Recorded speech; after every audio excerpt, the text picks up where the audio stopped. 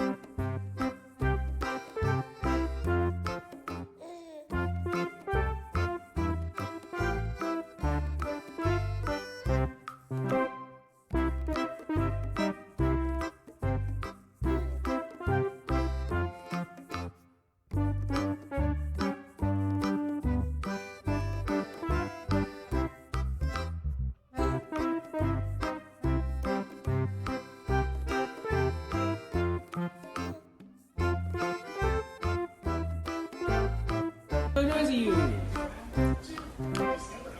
Come on, Mom. I know you got Okay.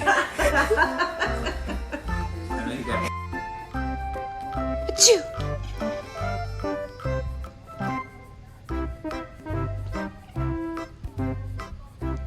Achoo.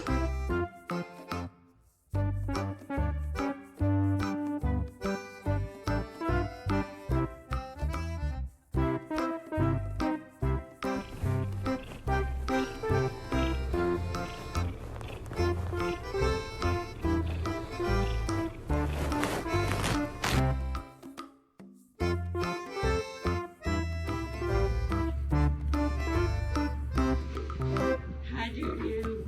Peekaboo, buddy, I love you.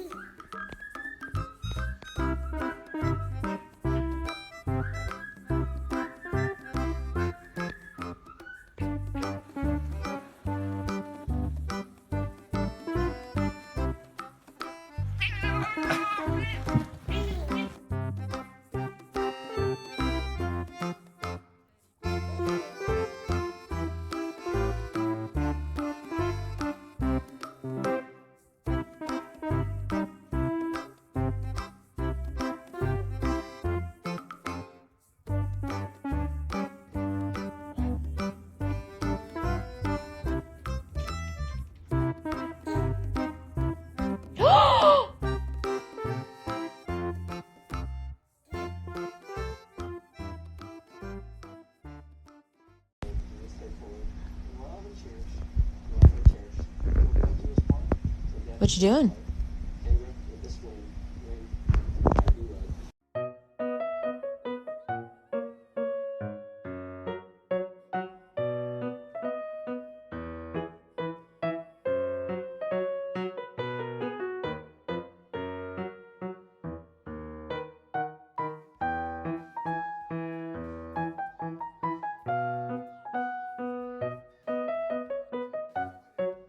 Marshmallow.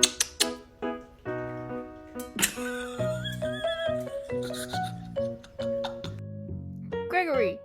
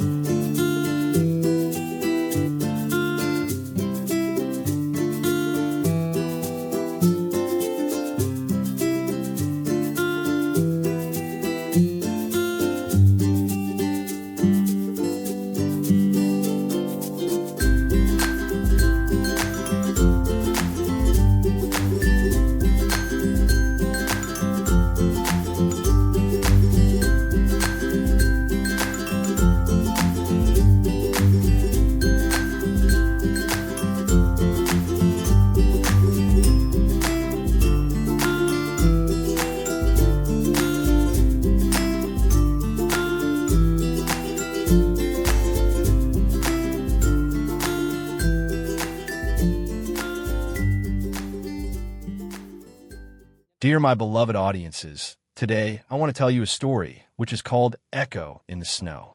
They named him Ekko because when he howled, it sounded like the mountains themselves were singing back. Ekko was a Siberian husky, strong, with piercing blue eyes and a coat thick as a winter storm. He belonged to a boy named Jake, who lived in a remote mountain town in Alaska with his grandfather. Jake had found Ekko as a pup, abandoned near the edge of the forest, barely surviving the cold. From the moment their eyes met, they were bonded for life. Ekko grew quickly.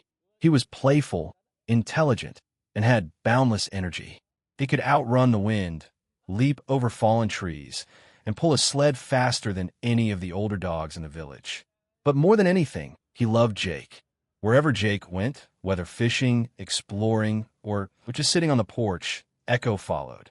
Every morning, Jake and Ekko would race across the snow-covered fields behind their cabin. Jake would laugh, and Ekko would bark, his breath rising in puffs of steam. The villagers often joked that Jake didn't need a compass. He had Ekko. One winter, a blizzard arrived earlier than expected. It came fast and harsh, howling through the valley like a pack of wolves. The radio warned of record snowfall and dangerous winds. Jake and his grandfather prepared, stocking up on firewood and supplies. But the storm didn't stop. Days passed. Snow piled higher than the windows, and visibility dropped to near zero. Then, on the fifth day, Jake's grandfather collapsed. He was burning with fever, his breathing shallow. There was no time to lose. The nearest clinic was in the next town, over 15 miles away, through the snow-covered forest and mountain pass. The phone lines were down, and the roads were impassable. Jake looked at Ekko. "It's just you and me, boy," he whispered. He packed only the essentials, a small emergency kit, some food, and a thick blanket. He strapped on his snowshoes and tied a harness to Ekko, attaching it to a small sled. They left at first light. The storm had calmed, but the cold was bone-deep. Snowdrifts towered on either side, and the path ahead was nearly invisible.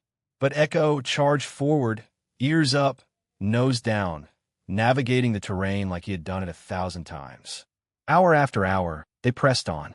They crossed frozen rivers and trudged through forests where branches bent low under the weight of snow. When Jake stumbled, Ekko stopped and nuzzled him.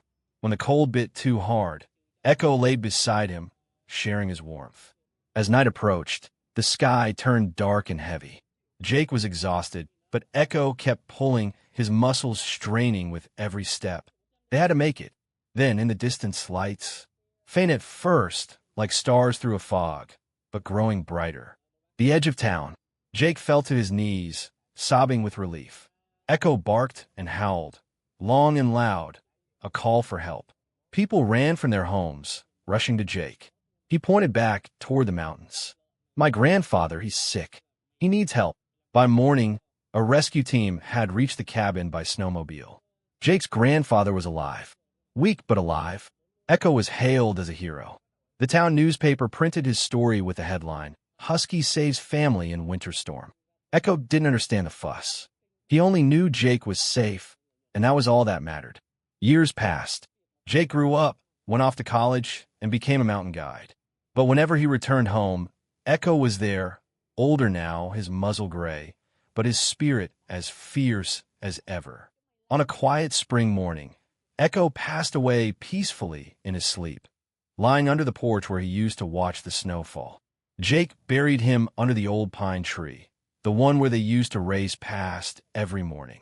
He placed a simple wooden marker that read, "Ekko brave, loyal, forever free." And sometimes on cold winter nights, when the wind howled just right, the townspeople swore they could still hear Ekko's cry echoing through the mountains. A reminder that even in the coldest winters, the warmest hearts still burn bright. If you like this video, please leave a like and a subscribe. It will really help our channel grow. But if you don't like it, then just skip it and don't forget to check out our other videos. Thank you very much and goodbye.